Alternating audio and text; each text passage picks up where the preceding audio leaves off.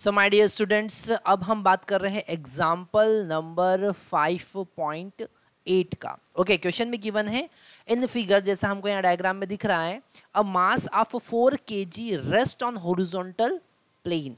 Okay, a plane is gradually inclined until at an angle theta is equal to 15 degree with the horizontal. The mass just begin to slide. What is the coefficient of static friction between block and the surface? हमको यहाँ पर clearly समझ में आ रहा है कि ये जो क्वेश्चन है, ये क्वेश्चन एंगल ऑफ रिपोज से रिलेटेड है। ओके, वो पूछ रहा है एंगल ऑफ रिपोज क्या है। ओके, वैसे हम यहाँ पर इस कॉन्सेप्ट को डेराइव भी कर सकते हैं अगर हम इस इंक्लाइन प्लेन की बात करें, और इंक्लाइन प्लेन पर अगर हम, जैसा कि यहाँ पर दिख रहा है, तो एम जी साइन थीटा जो है, ये जो एम जी साइन थीटा है ना, डेफिनेटली ये इस ऊपर लगने वाले फ्रिक्शन फोर्स के बराबर होगा। ओके, और लिमिटिंग केस की बात करें तो यहाँ पर ये friction force static friction, limiting friction force होगा, मैक्सिमम फ्रिक्शन फोर्स होगा। ओके, तो यहाँ पर एम जी साइन थीटा अगर हम लिखेंगे तो एम जी साइन थीटा किसके बराबर होगा?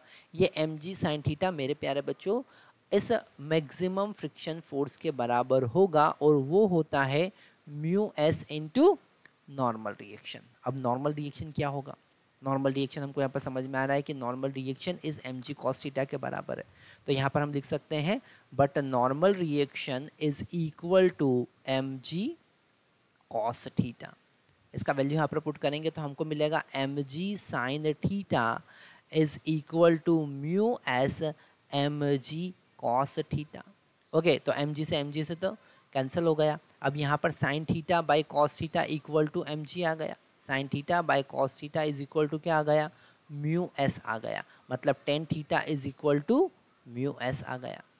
ठीक है, मतलब म्यू एस का वैल्यू अगर हम यहाँ पर देखें, यहाँ पर लिख लेते हैं, म्यू एस का वैल्यू अगर हम यहाँ पर देखें तो वो किसके बराबर है?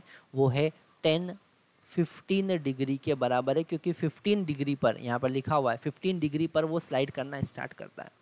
अब यहाँ पर आपको एनसीईआरटी में आप देखेंगे तो इस 10-15 का वैल्यू 0.27 डायरेक्टली गिवन है। ठीक है, पर मैं आपको यहाँ पर इस 10-15 का वैल्यू कैसे फाइंड करेंगे वो भी एक बार बताता हूँ।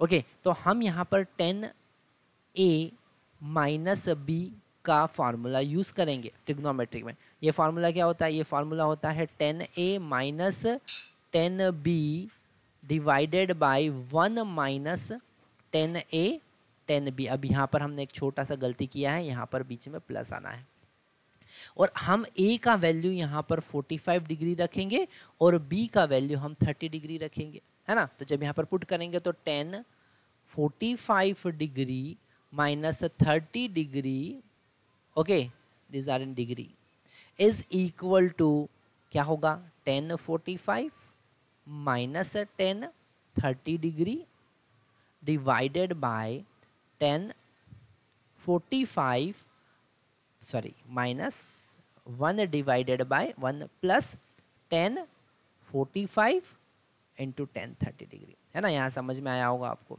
तो यहाँ पर ये 10 45 माइनस 30 कितना हो जाएगा? 15 degree is equal to 10 45 1 minus 10 30 degree 1 by root 3 divided by 1 plus 1 by root 3 आ जाएगा। मतलब अल्टीमेट हमको सॉल्व क्या करना है? Root 3 minus 1 divided by root 3 plus 1, है ना। तो 10 15 का वैल्यू कितना आया? रूट 3 का वैल्यू कितना होता है बताइए? 1.732 माइनस 1 डिवाइडेड बाय 1.732 प्लस 1, है ना। यहाँ पर ये कुछ कैलकुलेशन हमने डायरेक्टली कर दिए हैं, यहाँ पर एलसीएम लेके इसको डायरेक्टली लिख दिया, तो आपको समझ में आना चाहिए। ये हो जाएगा 0.732 डिवाइडेड बाय 2.732, और इसका वैल्यू कितना होगा? कैलकुलेट करके देखिएगा, 0.27 आपके पास में आएगा। तो फ्रिक्शन कोफिशिएंट का वैल्यू कितना है? 0.27। ये क्वेश्चन आप डायरेक्टली कर सकते थे, डायरेक्टली एंगल ऑफ रिपोज का कॉन्सेप्ट लगाकर। कौन सा कॉन्सेप्ट लगाकर? एंगल ऑफ रिपोज का कॉन्सेप्ट लगाकर आप डायरेक्टली सॉल्व कर सकते थे। तो यहाँ पर हम लिख देते हैं कौन सा कॉन्सेप्ट आपको लगाना था?